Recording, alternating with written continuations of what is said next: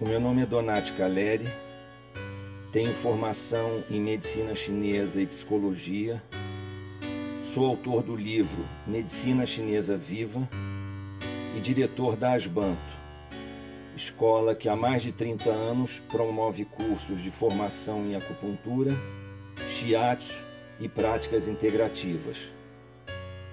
Por conta disso, tenho profunda admiração, respeito e encanto pela medicina tradicional chinesa. E o propósito do vídeo que vocês irão assistir, fruto dos nossos cursos, é o de compartilhar os conhecimentos da medicina tradicional chinesa, utilizando uma linguagem contemporânea. Espero que vocês gostem e se inscrevam no canal. Obrigado.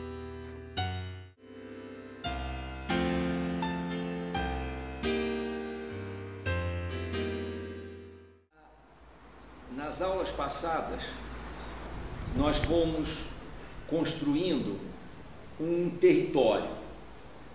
Esse território pode ter o nome de um plano de imanência, pode ser esse território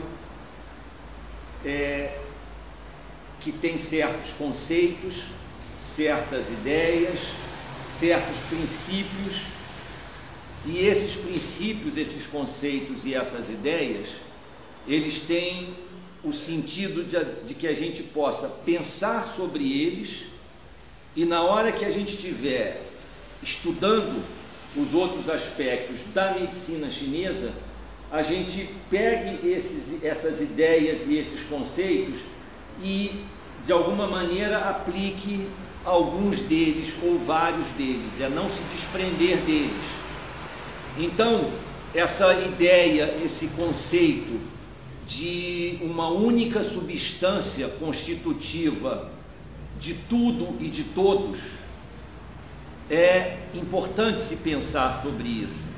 Essa ideia do taoísmo, essa ideia do Tao, essa ideia de você ter um caos inicial, um vazio pleno, e eu estou usando vários sinônimos, um vazio pleno, pleno de quê? Pleno de possibilidades, pleno de virtualidades. Então, essa é a ideia inicial, de que esse vazio, esse caos, esse movimento único, esse puro yang do céu, esse puro yang do céu, esse céu anterior ao surgimento de todas as coisas, à medida que os corpos que o compõem se lentificam, se densificam, eles começam a produzir todas as coisas que existem no universo, num processo de autoprodução e autoengendramento das coisas. Então, essa substância única, ela produz todas as coisas e ela acompanha todas as coisas que ela produz. Isso é fundamental, entender isso. Entender o princípio da impermanência. Na perspectiva do princípio da impermanência, todas as coisas estão o tempo todo em movimento, em transformação. O que eu faço com isso, sabendo disso? É você entender que um paciente que chega uma semana no seu consultório, chega na semana seguinte no seu consultório, algumas coisas se transformaram ali naquele processo. E essas coisas vão se transformando a partir de onde? A partir dos encontros que esses corpos que compõem a individualidade desse sujeito, ou que compõem a individualidade de qualquer coisa, a partir do encontro que esses corpos que compõem uma individualidade encontra com outros corpos que compõem as outras individualidades. Esse processo de transformação se dá nos encontros. E quando eu estou chamando aqui, quando a gente está falando aqui de corpos, Nós não estamos falando só de corpos físicos humanos. O encontro com o café, o encontro com a água, o encontro com o clima, encontro com corpos de tudo. Isso é o que produz modificação no meu corpo. E eu preciso pensar sobre isso e levar isso na amplitude que eu consigo andar com isso. Levar a ideia de impermanência na amplitude que eu consigo levar a ideia de impermanência. Pegar a ideia de inseparabilidade. Qual é a ideia de inseparabilidade? É que você tem uma substância única, essa substância única se densificou e produziu a Terra, e produziu tudo que tem na Terra, e produziu o humano, e continua habitando todas essas coisas. Essa é a ideia de inseparabilidade. É a ideia que a física quântica chegou também, essa ideia de inseparabilidade.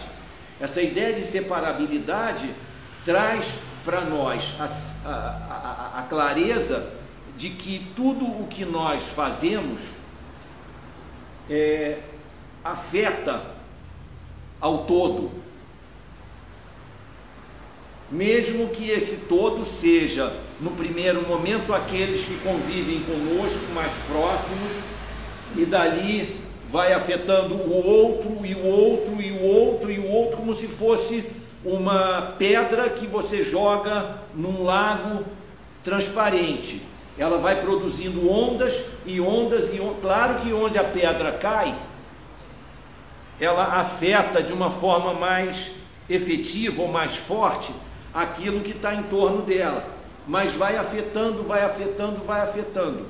Então, tem um filme que fala, eu acho que é o Efeito Borboleta, um livro que depois se transformou num filme, que o sujeito diz assim, a asa da borboleta que bate aqui no Ocidente afeta e altera lá na Ásia, não sei onde, o curso da vida. Então é levar essa ideia de inseparabilidade entre tudo e todos, uma teia imaterial que se desdobrou lá do início e que continua, é um único fio que se desdobrou, se desdobrou, se desdobrou, se desdobrou. E quando eu mexo na teia, por que essa ideia de teia? Porque quando você mexe num fio da teia, a teia toda sente essa mexida. Qual é o sentido disso na prática clínica? Tudo, porque na prática clínica, se você se restringir só a fazer acupuntura e shiatsu no sujeito, e esses recursos, você vai produzir modificação no corpo dele? Vai, não tenha dúvida que vai. Será que essa modificação vai ser suficiente para transformar de forma muito proveitosa aquilo que ele traz como reclamação, como síndrome, como sintoma, para que essa pessoa consiga chegar numa expressão de vitalidade dos seus componentes físicos, mentais, emocionais? É possível que não, é possível que seja insuficiente um tratamento de uma vez por semana para alterar determinados padrões que são construídos durante muito tempo.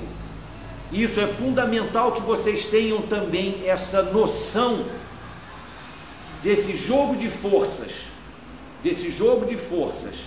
O que eu estou chamando de jogo de forças? Aquilo que vem sendo construído, um padrão que vem sendo construído naquela pessoa há muito tempo ou há pouco tempo, como é que eu consigo desfazer e desconstruir isso aí com os recursos que eu tenho? Será que eu preciso atender 3 vezes por semana essa pessoa? Isso tem que ser pensado. Será que eu preciso atender todos os dias essa pessoa? Isso precisa ser pensado. Será que eu preciso conversar sobre alimentação? Será que eu preciso passar alguns exercícios aqui respiratórios? Alguma meditação? Tudo isso precisa ser pensado. Porque nesse jogo dessa inseparabilidade, esse sujeito está produzindo encontros o tempo todo na vida dele. E muitas vezes esses encontros que ele está produzindo, muitas vezes não, eu diria que sempre esses encontros que ele está produzindo é o que determina o perverso na vida dele. Aquela energia perversa, a etiopatogenia é produzida nesse sujeito a partir dos encontros que ele realiza. A etiopatogenia, no sentido daquilo que faz mal a ele, ao corpo dele, aquela combinação singular que significa o corpo dele, o que desorganiza o corpo dele são os encontros que ele produz, em última instância. Encontros com a comida, com a bebida, com o relacionamento, com o trabalho, com o clima que ele vive, que não é adequado à singularidade dele, com o exercício que ele não faz ou faz, enfim, com as emoções que ele acaba vivendo, que ele acaba experimentando, com a televisão que ele vê, com as redes sociais que ele está o tempo todo conectado. É isso que se fala também de inseparabilidade.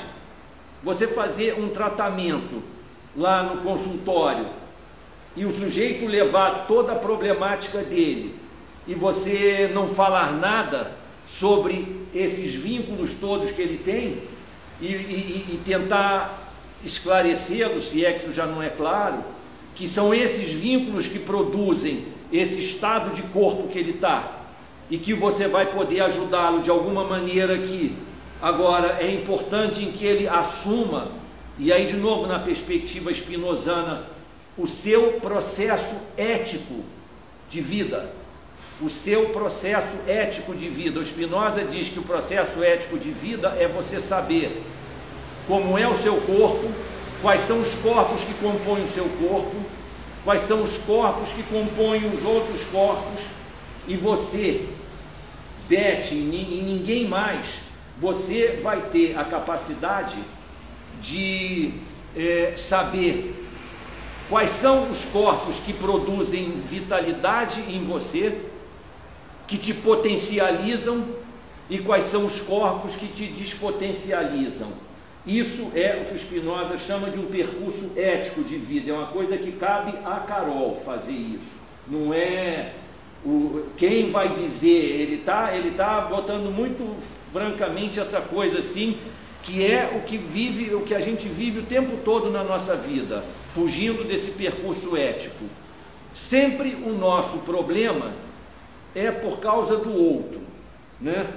O Sartre diz isso, o inferno são sempre os outros, né?